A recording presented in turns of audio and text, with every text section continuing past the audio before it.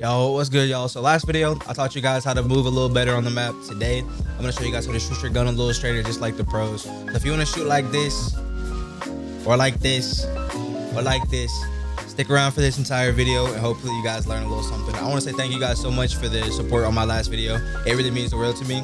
But I'm not gonna do too much talking. Let's get right into this video, y'all. Now, personally, I play on controller, but I think everything I'm about to say can be used for either inputs, except maybe the stuff I'm gonna say about aim assist. All right, y'all, so the first thing I want to talk about, and this is probably always gonna be the first thing I talk about in any video where I teach you guys anything about gameplay, is just making sure that you have the right settings. So the first thing and the most important things when it comes to aiming in this video game is gonna be your sensitivity, of course. I think for most people, for the average person, anywhere between 6.6 and 8.8 is probably the sweet spot for sensitivities. I know there are people who like to play stuff like 10.10, 20.20, but I think for the average person that's just not, it's not gonna be reliable, it's not gonna be consistent. So I think sticking between 6.6 and 8.8 is probably the best for most people. I personally play on 7.7.85. Now, what the 0.85 means is your ADS sensitivity multiplier. It basically means that anytime you ADS your gun, if you play anything less than 1, it's gonna cut your sensitivity down. So I play 7.7.85, and if you multiply 7 by 0.85, you get 5.95, I believe. So basically what that means is it cuts my when I ADS, it cuts my sensitivity down to about 6, instead of it being, see how it's faster when I un-ADS and then slows down the moment I do. So for me, it helps me stick and track my opponents a lot easier, and it works for me. I think the best way to find your sensitivity and find what's comfortable for you is to use the firing range to your advantage. Play around with your settings and change your sensitivity around, and just see how well you can shoot through all the bots in the firing range. See if you can hit a slide cancel and shoot your gun. Like if you can slide cancel and find your target really well, or if you can shoot your gun and transfer between targets really well, like something like that. That is an indication that you found a sense that works for you. So for like me, like I said, I play 7.7.85, and like I have no issue switching between all the targets. Like this is just a sensitivity that works for me, and it helps me shoot straight. All right, y'all, and moving on to the rest of the settings for my controller people. Sorry to my mouse and keyboard gang, I can't help y'all. I don't play mouse and key. But for my controller people, I would start with changing your aim response curve to dynamic. Basically what this means is when you first go to move your right stick, there will be a quick ramp speed, and then it'll slow down. And that's what gives you that look of like easy, smooth flicks that you see a lot of good players have. And then I would scroll down. Please make sure your aim assist is on. It's all we have as controller players. And then change your aim assist type to default. I know a lot of people were gassing Black Ops when it first came out, but they nerfed it towards the beginning of the game. I think default is the best way to go. It gives you the strongest aim assist, and it just feels the best personally. All right, so the last thing I want to talk about as far as settings go is going to be your dead zones. For me personally, I play on a 0-0 dead zone for both of my sticks because I play 4-back paddle, so my fingers never leave my sticks. So stick drift isn't really an issue. But if you're somebody who deals with a lot of stick drift, I personally recommend never going higher than 5 on either stick. I just think anything higher than that it's gonna mess with the responsiveness of your controller. If you need to go higher than 5, it's probably time for a new controller. And then the only other thing other than that I want to talk about as far as dead zones go is turning down your left stick max. Turning down your left stick max basically makes your left stick super sensitive, and it just makes you tack sprint. The tack sprint feels a little smoother. It feels like it initiates a lot quicker, and also because your stick is so sensitive, it's gonna help engage your rotational aim assist a lot more. And I just think it just makes the game feel a lot smoother and your aim feel a lot stickier. All right, and one last thing before we get into the rest of the video that I want to bring up. This isn't a setting or anything, but I definitely think it's something that can improve your aim in the long run, and that's gonna be control freaks. I personally play with domed right control freaks. I believe it's the control freak vortexes, the PS4 ones. I think control freaks help a lot. It gives you a taller stick, which means your movements are a lot more minute. And I just feel like for me personally, it helps me shoot a lot straighter. So I'm not saying it's a must, but it's definitely something that you can look into if you're really looking to improve at the game. All right, y'all, so the first in-game thing we're gonna get into and talk about is gonna be your centering. So basically what centering is just maintaining your crosshairs in the center of your screen no matter where you move. Now, I'll tell you why this is important. I often see a lot of players who are like new to the game. Like, this isn't about shooting your gun, but it's about winning gunfights. I see a lot of people running, they're looting, and they're staring at the ground. They're just running like this, they're looting like this. And let's just say like somebody's standing right here on the other side of this corner.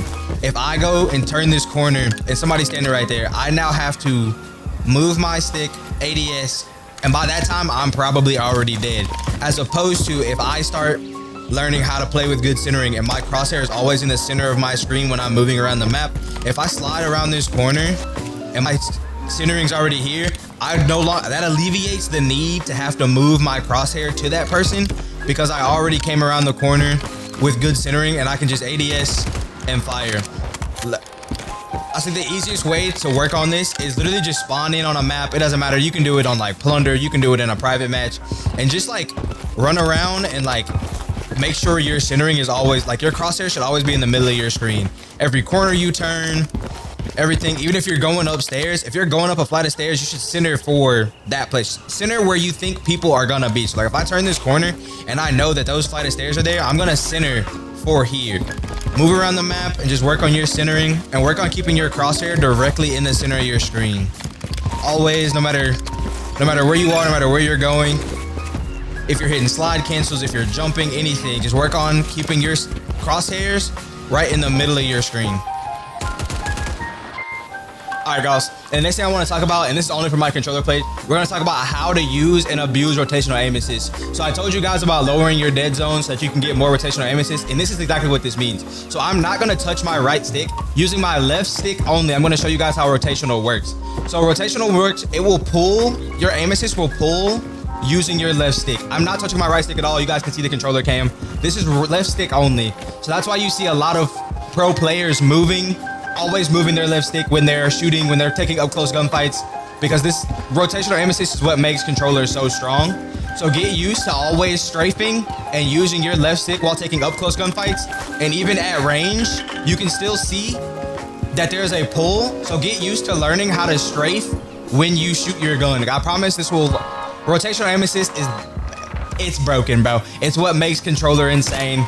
It's all you need. It's our bread and butter. So get used. If you're a controller player, learn how to strafe and track your opponent, because I promise you will see yourself hitting more shots instantly. One of the main talking points with anybody who doesn't really understand the game talks about Call of Duty pros cheating. We're gonna talk about recoil control. A lot of times when people are like, oh, like that person's cheating or whatever, a lot of times like they have like a no recoil mod. They're using a Cronus, bro. Controlling recoil in this game is not hard. Go to a wall, you pick any map, doesn't matter, and go to a wall and just look at it and then spray your gun into the wall and watch the pattern of the gun, bro. Every gun has a pattern. The Superi is basically straight up and to the right just a little bit. If you unload a full clip, it's basically straight. It goes up and it bounces a little bit to the right, and that's about it. Now, you can do it again just to get a better look. Basically straight up. Now, do the same thing and just pull back on your stick ever so slightly, bro. It doesn't take a lot. And eventually, the more you do this, you'll realize that you're shooting a straight circle. Like, look, it's not that hard. You can do the same thing with ARs. If you go over here, ARs have a little bit more recoil. So if you do this, you'll realize, you'll see pretty centered on the wall. Even if you ADS, recoil is basically straight up, a little bit of left to right. But for the most part, that's a straight line, bro. That's a straight line. So you can stand at a wall, ADS, and just practice on pulling your stick down and shooting the same spot consistently for a full clip, bro. But yeah, bro, controller recoil in this game is not super hard if you take the time to learn how to do it. All right, and for the people who have the full game, I'm actually gonna show you guys a couple of drills you guys can do in a private match that I actually used to do a lot when I first started playing COD, bro. So you guys are gonna go into a private match and I'm gonna show you guys how to set it up, what maps to use, all that good stuff. But yeah, I'm gonna show you guys stuff I actually use myself to improve my aim and just warm up and shoot my gun. So I always just do free for all. You can pick really any map you want. I like doing Greece because like I feel like it's like the perfect mid-sized map for me to be able to shoot both my sub and my AR. And then as far as rules go, I turn it up to as much time as possible. They used to let you do unlimited, but now I can only do 45. Turn the score up as high as possible. I put the health on 250 because that's the closest. I'm not sure, I'm gonna be honest, if Warzone health is 250 or 300, but I just keep it on 250. All this stuff you can leave the same. Go on, turn your radar to constant so you just know where the bots are. It just makes life a lot easier. And then turn your spawn ammo mags up to max so you can just shoot and shoot and shoot and you don't ever really run out of bullets. That's just, as far as settings go, that's how I always like to run it. And then you can cut on, I usually do like a lot of bots. I usually put like 12 on here. And then I spawn in. All right, y'all. So the first thing I like to do when I spawn in shooting bots, bro, is I'm gonna go to my controller settings and I'm gonna cut my aim assist off.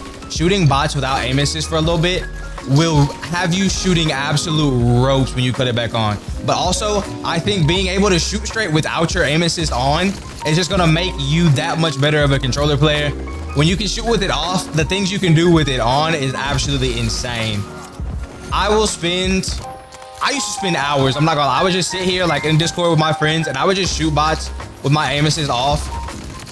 And if you get really comfortable shooting with it off and, you know, moving, doing like using movement and all that stuff with your aim assist off, when you get it back on, you will see your aim has improved tenfold. Like if you can track and you can hit your shots with it off, you're gonna see improvement instantly. And after you've been shooting for a while and you've been shooting with your aim assist off, go put that thing back on and just run around and shoot. Just keep shooting bots. Once you cut it back on, you will feel an insane difference between what it feels like to play with it off and what it feels like to play with it on. You start to really realize how strong aim assist really is. But hey, bro, that's all we have as controller players. But yeah, once you cut it back on, just get really used to using your movement and shooting your gun and just getting comfortable. Continue to shoot bots. Continue to shoot bots. Get comfortable moving and shooting your gun. After a while, once you get tired of just shooting them, start trying to do stuff like hit flicks from like bot to bot.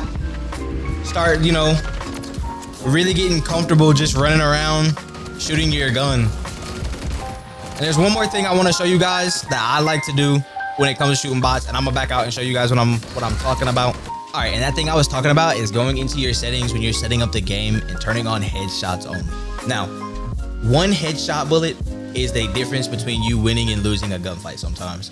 So if you can get really comfortable shooting bots and aiming for the head and hitting headshots only, you will see that you start to win a lot more gunfights.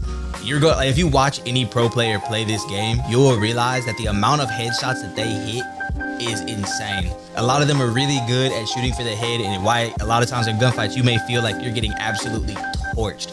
A headshot multiplier in Call of Duty it does crazy damage. So turning on headshot only and starting to shoot for the head will change your gameplay, and I promise you, you'll see you're shooting a lot straighter, you're getting a lot easier kills, you're killing people faster, and I promise you it will change your gameplay. But if you guys learned something, if you guys enjoyed this video, make sure to drop a like, subscribe down below. I really enjoy making content like this, and I really hope you guys are learning something and you guys are rocking with these videos, bro. But again, thank you guys so much. Thank you for all the recent support. My last video went crazy. I was not expecting that at all. But for real, thank you guys so much from the bottom of my heart. I hope you guys have a great rest of y'all's day. Hope you guys enjoyed this video, bro. And I will see you guys in the next one. Peace.